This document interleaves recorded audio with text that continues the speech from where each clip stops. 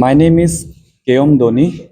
I am the Vice Chairman of NGO called youth mission for clean river Arunachal Pradesh and मेरा बगल में बैठा हुआ है बुंग केपांग नून पर्टिन जो कि फाउंडर कुम चेयरमैन है स्वच्छ शिलुक अभियान का and to my very right there is कंकू का काबक जो हम लोग का youth mission for clean river का कन्वेनर है वुमेन एंड चाइल्ड डेवलपमेंट या फिर वेलफेयर का।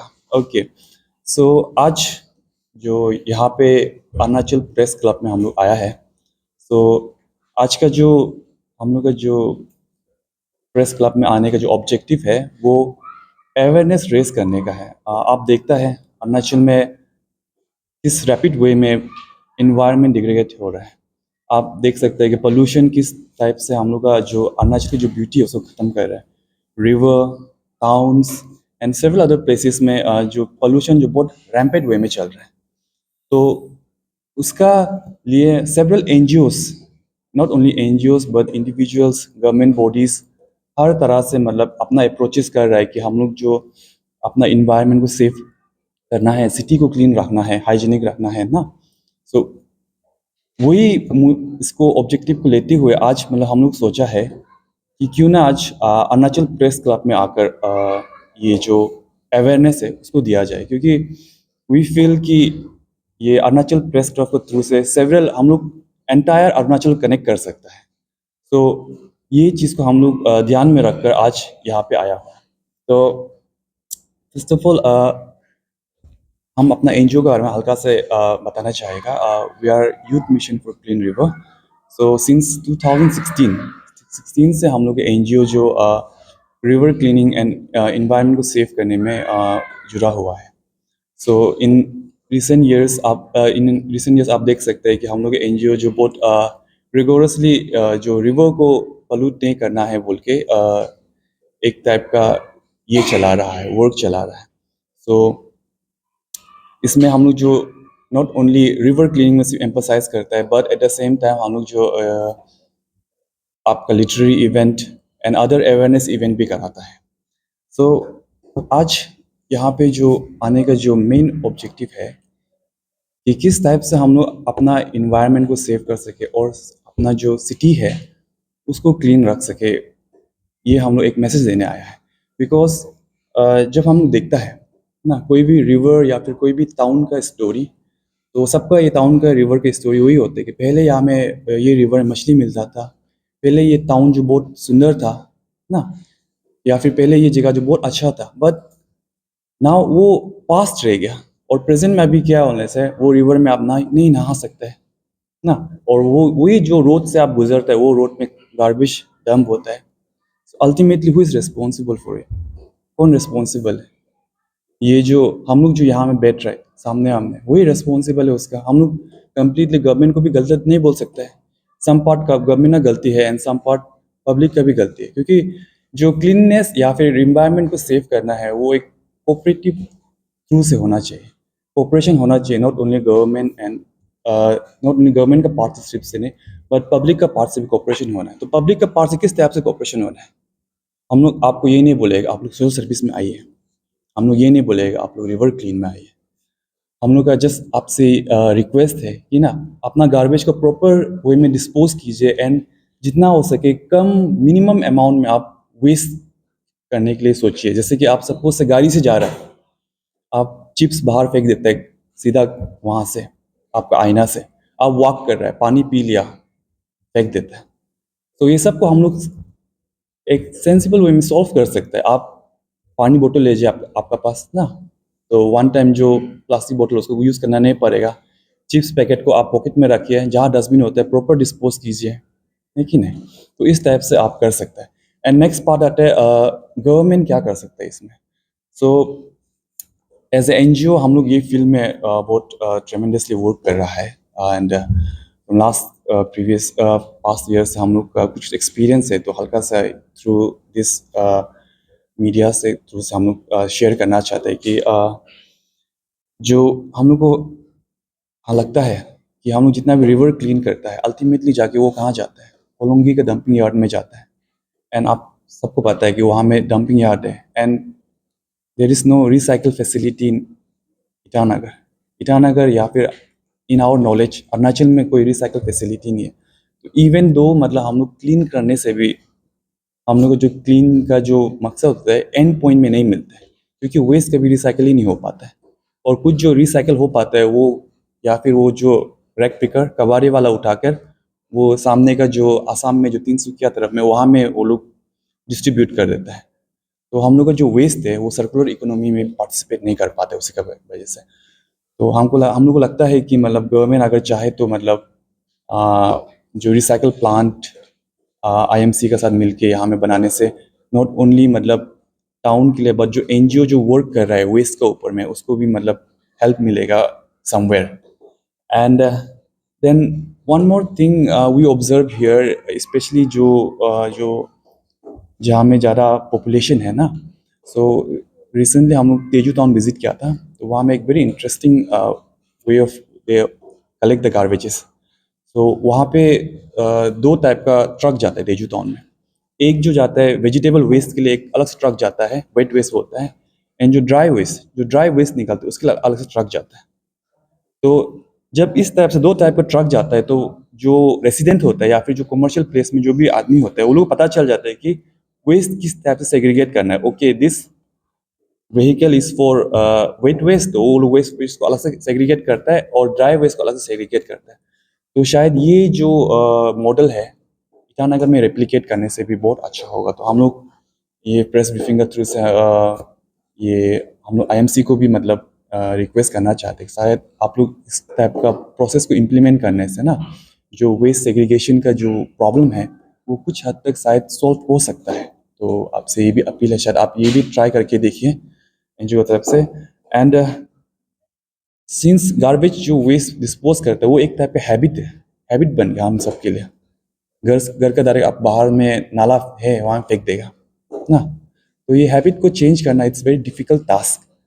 तो वी बिलीव कि अगर रिवॉर्ड सिस्टम हो तो शायद ये जो हैबिट है उसको भी चेंज कर सकते। जैसे कि सपोज से आप वेस्ट प्रॉपरली डिस्पोज कर रहा है कोई एक घर, वेट वेस्ट अलग से डिस्पोज कर रहा है, ड्राई वेस्ट अलग से डिस्पोज कर रहा है, तो उसको 1 वीक का बाद एज ए रिवॉर्ड 1 किलो आटा, नमक, ये सब अगर इन एक्सचेंज मतलब कोई जो कंसर्न डिपार्टमेंट है उसका इस टाइप से रिवॉर्ड देने से मे भी शायद वो लोग का जो हैबिट में चेंजेस आ सकता है। सो इस टाइप का जो हम लोग का जो सजेशन है उसको आज देने के लिए भी यहाँ आया हुआ है। सो मेरा साथ हम लोग के साथ all the way from Siluk, आप लोग सब जानते हैं सिलुक जो ईस्ट सियांग का क्लीननेस विलेज है।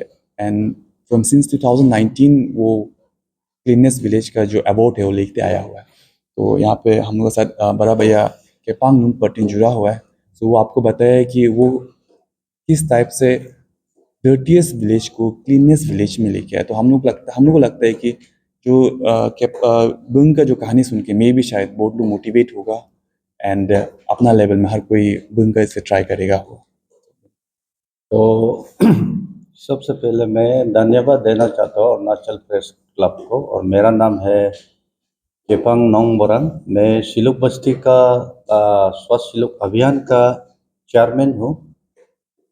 तो ऐसे बात है जैसे कि आप सभी जानते हैं कि प्लास्टिक वेस्ट को लेकर जो हमारा ज़िंदगी में आने वाला परेशानी है वो तो आप सभी जानते हैं।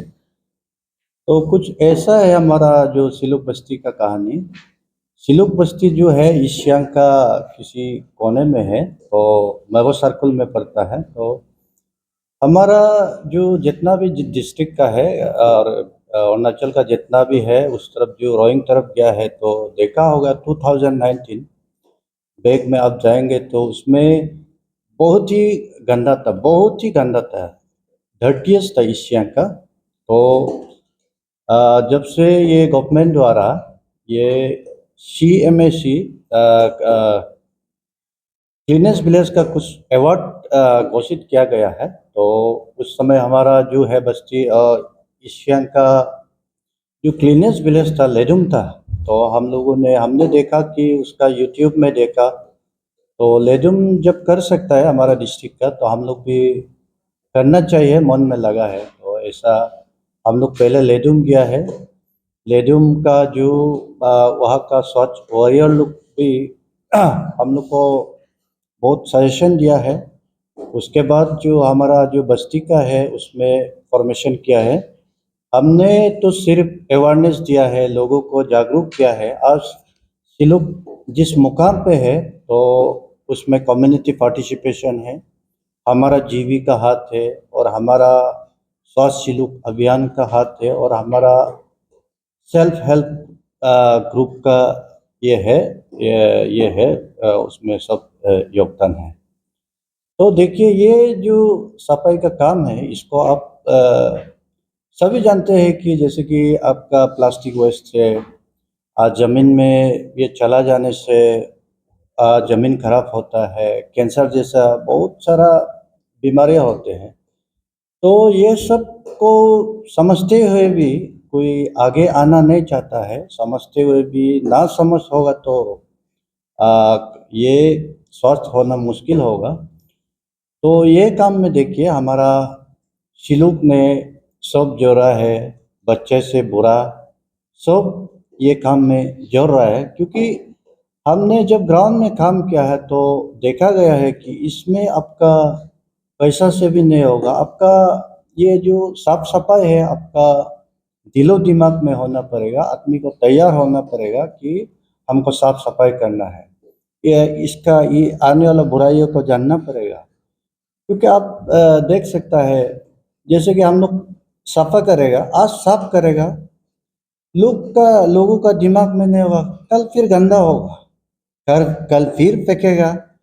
जैसे कि ऐसे कहानी है, जैसे कोई माझी है, नाव चला रहा है, उसका उसमें चेंदा हो गया, तो पानी भरते जाता है निकलते जाता है, पानी भरते जाता है निकलते जाता है, ज़िंदगी में वही चलते रहेगा। ऐसा नहीं होना चाहिए, हम लोग को वो जो चेंदा है वो बंद करना चाहिए, जागरूक होना है, ये काम में आगे होना है। और मेरा गवर्नमेंट को हमारा जो सरकार है, गवर्नमेंट को मेरा यही अपील है कि इसमें हम लोग को ज़्यादा से ज़्यादा लोगों को अवेयरनेस देना है, तो उसके लिए भी फंडिंग दिया जाए।